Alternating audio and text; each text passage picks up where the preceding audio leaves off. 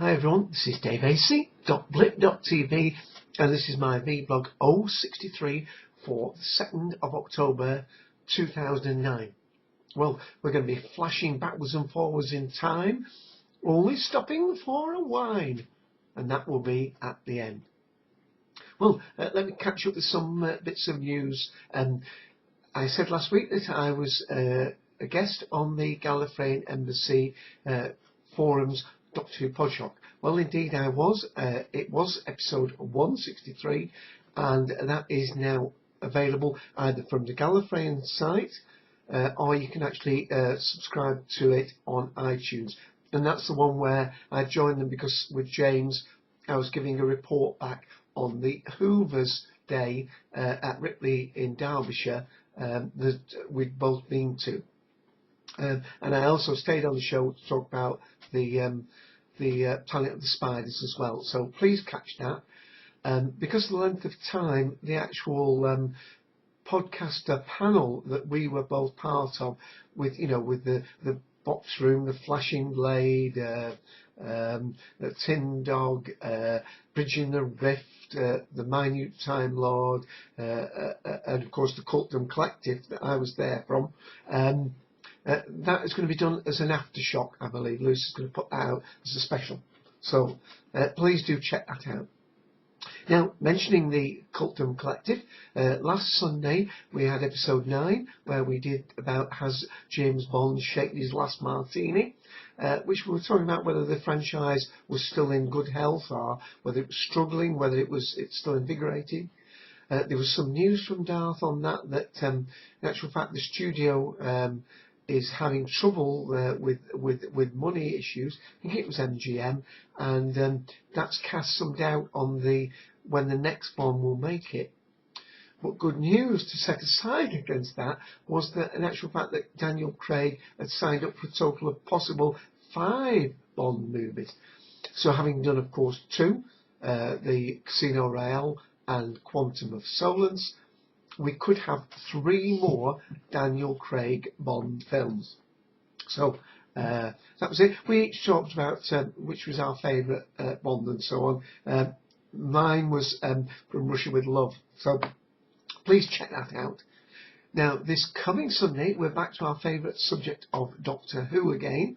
But we are going out at a slightly earlier time. We've moved it earlier because of requests from people on the show, and it will now go out at 3 p.m, not 3:30, 3 p.m. Eastern Daylight Time. And this Sunday we're going back to Doctor Who, as I said, and because of the Doctor Who magazine, this is issue 413.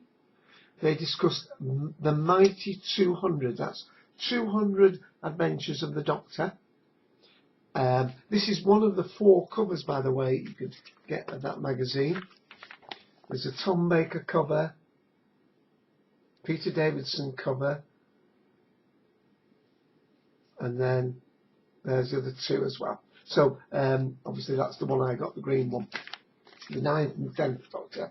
So what we're going to do is be talking about the top 10 stories in that 200, and the following Sunday we'll be doing the ones that came at the bottom. Now to support our Cultum Collective show, which is on TalkShow ID 54821, or you can download it later from iTunes, we also have a blog, and we call that blog the Cultum Collective Chronicles, and the blog is at cultum.com, and I put the list up there of the top 10 stories as judged by the poll in that magazine in reverse order. I won't list them now because I'd like to go to the Cultum Collective site. So it's cultum.com, and I'll just tell you that at number 10 was Bad Wolf stroke Parting of the Ways. So that's what we'll be talking about this coming Sunday. Please join us for that. Well, a couple of corrections as usual. It will be the same without a couple of corrections. I'd said that Merlin was starting series 3 here in the UK. In fact, a couple of episodes have gone out, but it's not. It's series 2. I don't know where I got the idea it was Series 3, but never mind, Series 2, and that's going out on BBC One, but not in high definition. Although a chap on Facebook let me know from the Merlin pages from Facebook, he's not too sure that it wasn't actually filmed in high definition and may come out later in high definition, but it's certainly not being aired in high definition at the moment, which is a bit of a pity. Also, we had, of course, part of the title, flashing backwards and forward, Flash Forward. The first episode of that aired last Monday, and obviously episode 2 will be this Monday, but a slight correction there. I said that what happens is, because of this experiment, everybody on Earth collapses for just over 2 minutes, and most of them have a vision of an event in the future. And I said 21 years. I don't know where I got that from. It must have been 21 weeks, because they all had a vision of what they were up to and doing on the 10th of April 2010. Some people didn't have a vision at all, and the guess is that that's because something may happen to them by then and they may not be alive in that 6-month period ahead. So a very intriguing start, and I look forward to seeing how the story pans out. So that was good. What else? Oh yes, the Freeview thing that I mentioned here in the UK, the digital terrestrial channels that come through your aerial, not through a dish. We in the Granada area had to retune. Well, it was actually the whole country, all over the UK, because as well as doing it for the Granada region, where we're going to be the first to get a high definition Freeview channel, which of course will need a new box and new equipment, so it won't be automatically available. And they were rejigging the way the actual channels are multiplexed on Freeview. But there was a secondary reason, and that was to make sure that the Channel 5, which apparently was only in about 8% of UK homes, will have the same sort of reach as the other main channels, 1 to 4. So that was a secondary reason for doing it, so the whole country had a retuning event. So that's something that has now gone ahead here in the UK. What else? I mentioned the Regenerations 9. If you go to the Regenerations 9 site, just put that in Google, you'll find they've got a gallery of pictures up from that event.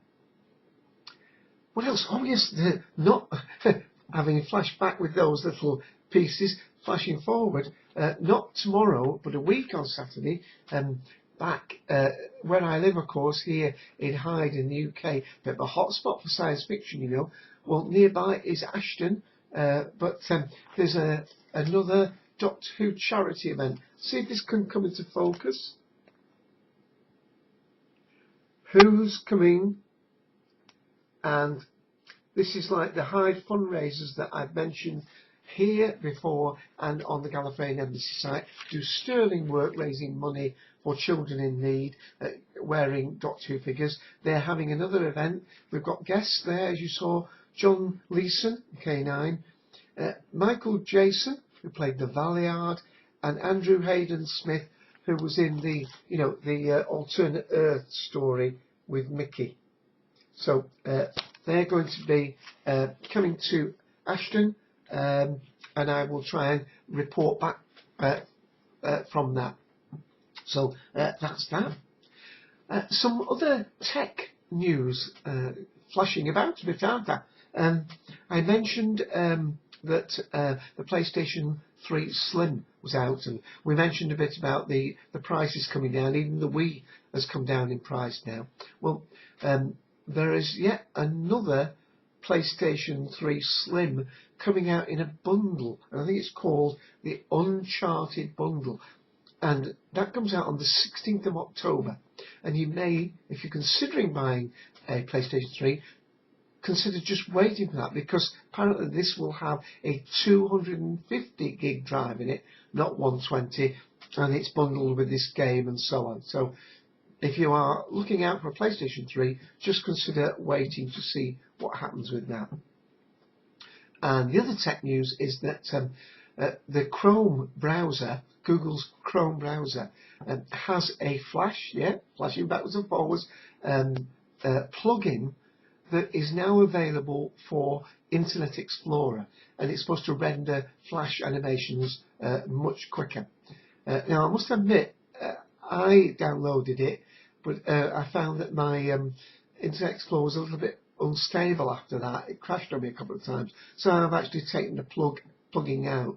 But of course that could be something else on my computer, so just with caution, know that there is a plugin, Chrome Frame it's called, that you can find from the Google page, and it's supposed to help Internet Explorer render those flash animations better, faster, and it is a free download.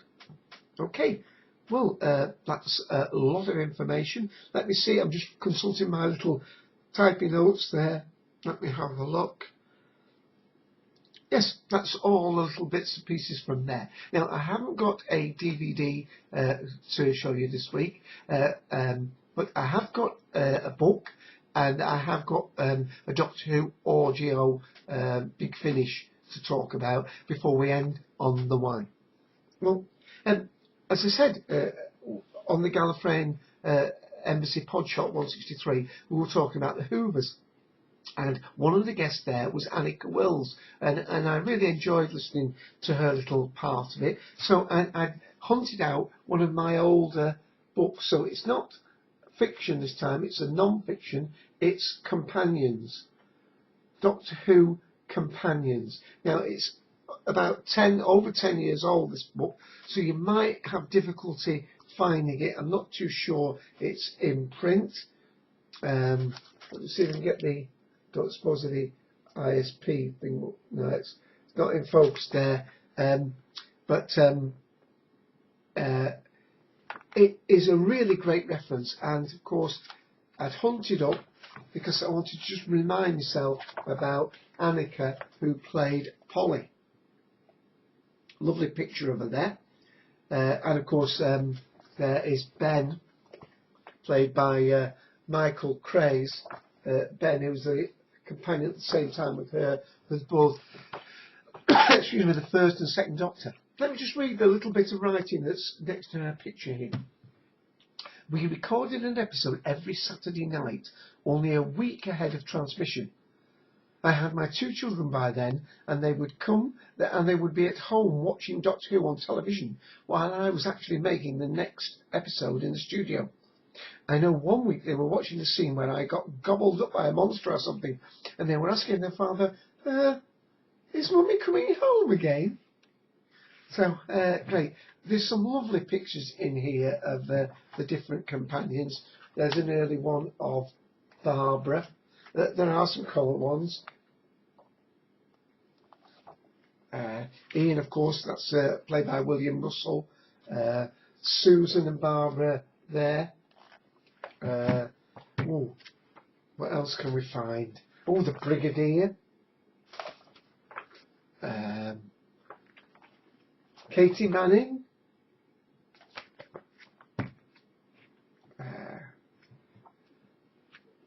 There we are. Doctor and Sarah Jane Smith.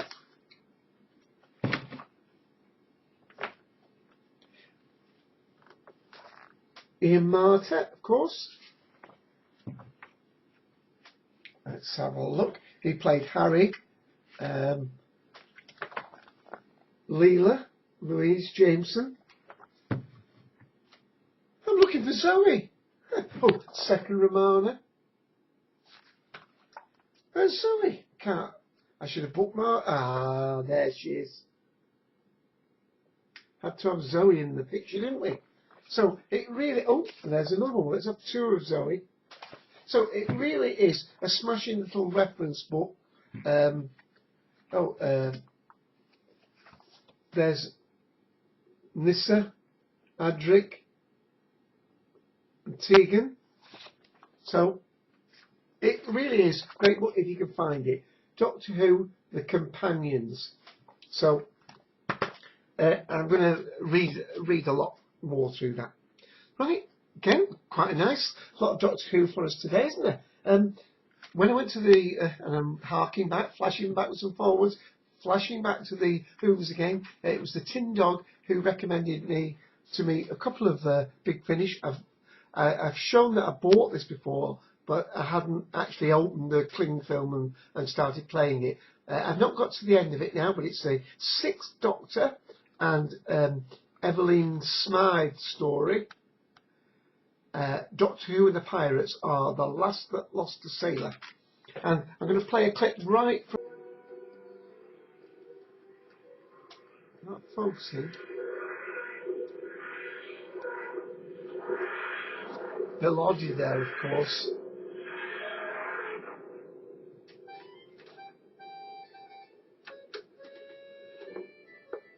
We'll just have a few seconds.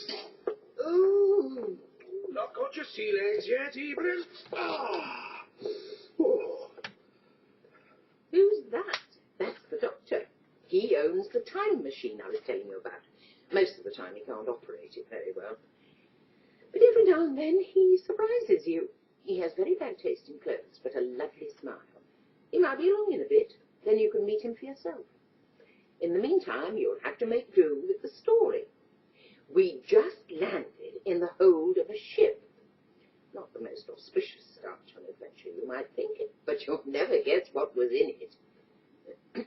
You'll never guess what was in it. What was in it? What wasn't in it? I have to stop it there. Always is a shame to do that. But I'm part way through it, but I am really enjoying it. And the Doctor actually sings in a later episode. So Doctor Who and the Pirates, a Big Finish audio. And from what I've heard up to now, highly recommended. Thank you, Michael Rittendog. Well, I think I'm up to the wine at the end. And I don't often drink Italian wines. In fact, one of the recent ones I drank was one that my brother had told me about. He actually bought it for me, and I've lost the cork of it somewhere. Amazing when you put things down. There we are. What was it called? Oh, that was called a Masai, and that was a 35th anniversary vintage one, and that was really beautiful. The wine I've got today, cheaper wine, look at that. Look how much shorter the cork is. Anyway, it's Valpolicella, but the reason I sought it out was this word below, ripasso, which is using the same technique as done by the Masai wine that started this technique, and that is where semi-dried grapes are added in the fermentation to put more body into the wine. It's from northern Italy. This is 2007 and it's 13.5%. And I poured some out before. It's got really long legs. It looks rather viscous, and it's got a nice ruby red colour. And I'm getting earthiness and a sort of smokiness, really, and obviously some fruit.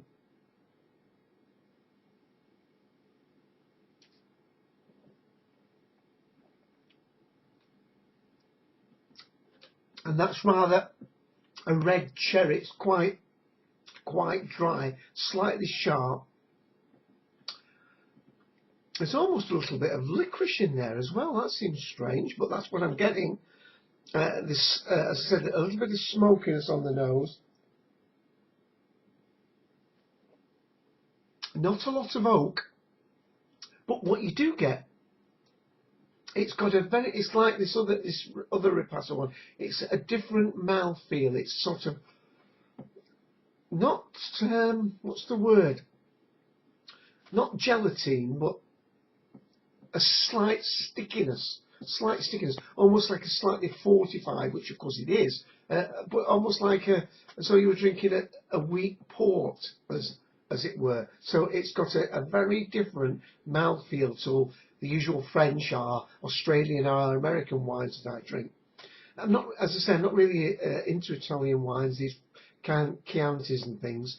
But I have really loved the one that I'd got from my brother before. Let's see if I can. I can't remember if I can remember the specific name of it.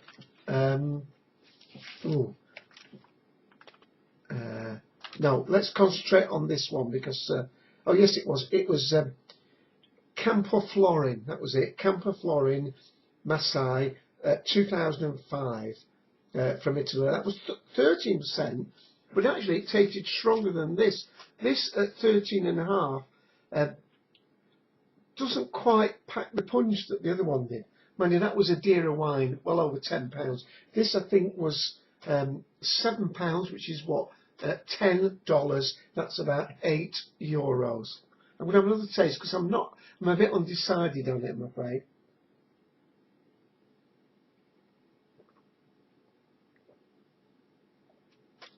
Pleasant. I shall drink it. I shall finish it. I'm not sure whether I'll buy another one. I'd certainly buy another of the Masai one, although it's quite dear for my range of prices. But this is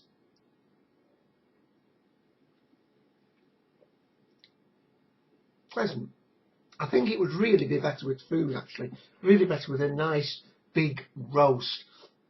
Beef bourguignon, is it? How you pronounce it? Something really hearty and rich. Well, so I'm going to leave it rather indecisive about that one. I'm sorry about that. So this is Dave AC for vblog 036.